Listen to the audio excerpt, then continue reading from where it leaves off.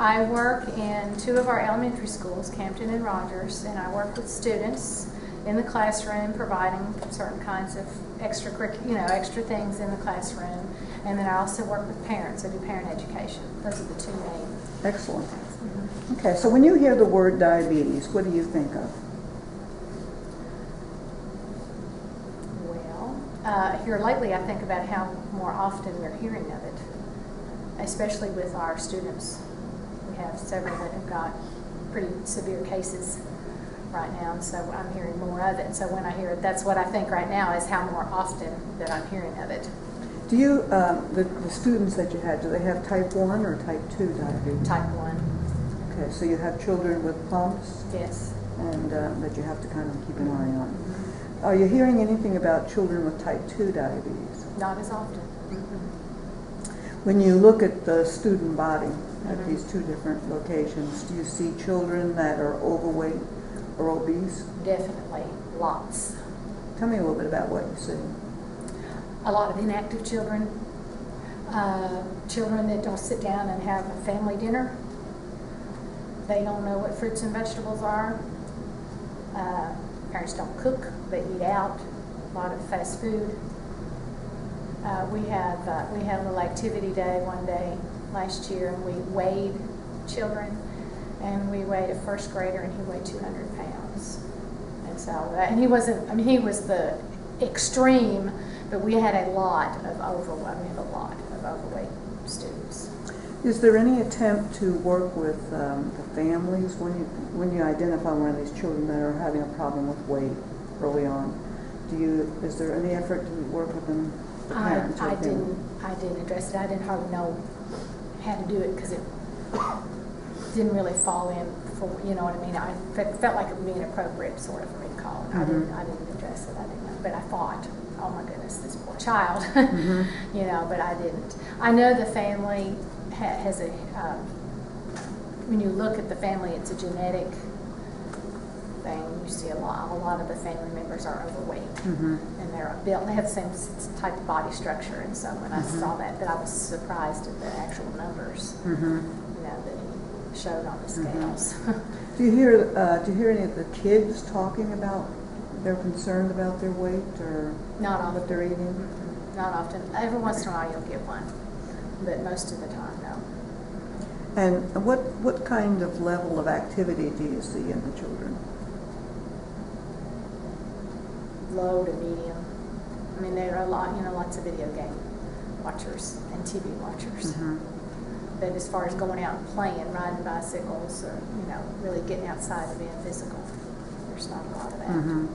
So, in the work that you do you do anything in trying to promote activity? We, every once in a while, well, at least once a year, we have an activity day, and I try to support. Our schools don't have regular PE anymore, and that's where I see a big problem. And I know that Wolfe County's been named one of the unhealthiest counties, but yet we're not educating our people and starting them young. Is how important it is to be physically active, because we don't even have PE in our schools very often. We have to make do with some little type of PE program, but as far as having an official physical education program, some of our schools don't have it. Do parents complain about that, or do the kids Not complain? like I think they should. Because one school over here has it, and this school over here doesn't. So they complain, but they don't complain to the right people, I think. Do you have diabetes in your family? No. So no one in your family has it, so you're not worried yourself about this? Well, I'm adopted. Okay. So personally, I don't know very much, but my husband's side of the family, no one had diabetes. Okay. And we're pretty active people, and we try to watch our diet. But there's no genetic link there that we know of anyway. I understand. It's a rural county, so kids are kind of spread out and not always easy access to things that they might have. Do you have any ideas about ways to kind of help children and their families get more active? know everybody always says if we had a swimming pool, which is good activity, you know, but we don't have anything like that. We do have the skate park now, which a few kids use, and we have a walking track. I think there's some progress being made. Where's the skate park at? It's up at the community park, and there's a walking track up there too. Over in the center of town, by the extension office, or? Sort of up by the high school, kind of behind the high school. Okay. Yeah. Okay, I didn't know there was a skate park. So Yeah. It's actually quite forward-thinking. Yeah, it's pretty new. I think we've had it maybe a year or something Uh-huh. like that. So I mean, there's progress being made, but it's just slow. Someone teaching the kids how to skateboard? No, it's pretty much on your own. I mean, they have a list of rules there, you know, like wear a helmet. But we were out there and they weren't wearing helmets. Yeah. But what kinds of risks do you see in the community for type 2 diabetes? Okay, type 2 is the... That's the one that they're not dependent on the insulin. Right. Yeah, that's more diet related, isn't it? Yeah. Well, again, with the fast food, and we don't have a lot of fast food places, but the ones that we have are frequented quite often. People don't really know how to cook a family meal anymore. And they don't make time to sit down and eat it. They're eating on the run, you know, grabbing something quick. And when I see a lot of our parents in the grocery store, they're buying a lot of processed items, not a lot of fresh things that they actually have to prepare and cook. Do you think that the people in the community understand what's in processed foods? Nope. Is there any attempt It's a convenience. That's all they see is the convenience part of it. The extension office does some things with trying to educate, you know, on meal planning and cooking, but there's just they're just reaching a smaller audience, I guess you'd say. Are there opportunities for families to be active together in the community? Yes, I know. Well, our Diabetes Coalition is doing a walk at Labor Day, or Labor Day activities. They're doing a walk, run, 5-mile thing, and that's the only thing I think of right now. So I'm sure there's more things, but I'm drawing blank. Right. So there's not an excessive number of things for people to do. No, it would just be like a special event held once or twice a year or something like that. I can't think of anything that's ongoing. Regular. Yeah. Right. So in the work that you do, do you tell me a little bit more about exactly what it is you do with the kids? Okay. We try to eliminate barriers to a child being successful in school, kind of in a nutshell. And those barriers can be health things or vision and hearing. And we actually did work with a student who was identified as having diabetes, and she's in the 6th grade. She was identified in the 5th grade, and she had some dramatic weight loss. And just looked over, and her parents are undereducated, and I don't think, now her mother just died recently of cancer, so now she just has her father, and I really think they understand completely how, we've tried to help them and tried to work with the hospital, but it's hard to make all those connections. Yeah. Well, it seems that the children don't necessarily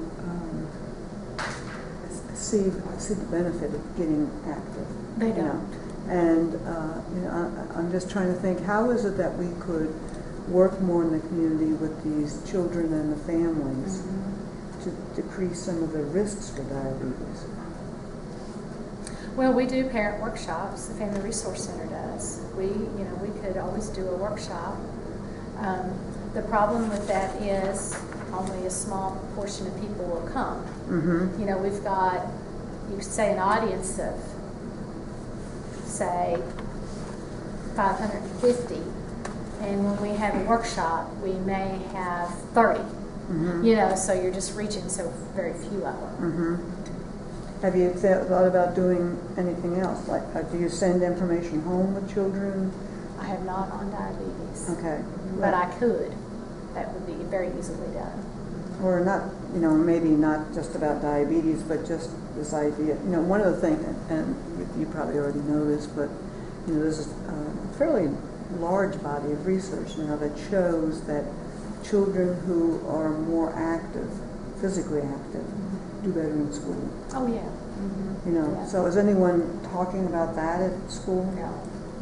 We have done, I forgot about this, the Family Resource Center provides, we do a contest called Verb each year, and it's where they record what kind of activity they're doing, and then they get prizes in the classroom. Yes. Uh-huh.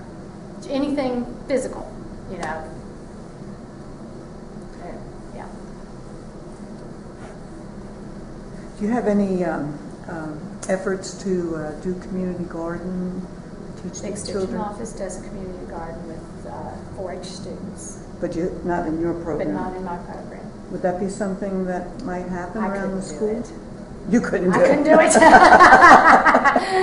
it. We have a garden, but I don't think I could be responsible for getting one going at school. But could you maybe partner with, yes, with the extension yes, or some other folks in town to make that happen? With somebody. I've been acquainted with a number of folks in other counties where they're been quite effective in creating these gardens at school with raised beds and teaching the children about how to plant and and watching the things and making, and then kind of incorporating some science, right, you know, along with that. Yeah, the kids would like it because they love to see things. And then actually they can taste the yeah. vegetables as well. Of course, I guess you'd have to have some kids tending over the summer to make sure. Yeah. To make sure it happens. What kinds of things do you think would help works? What works in this community in getting the word out to people about things or helping them to make change? Not the newspaper. We don't have good luck with the newspaper. I mean, there's nothing wrong with the newspaper. I just don't think a lot of people read it, or they don't read it thoroughly. Things get lost in there; they don't notice it.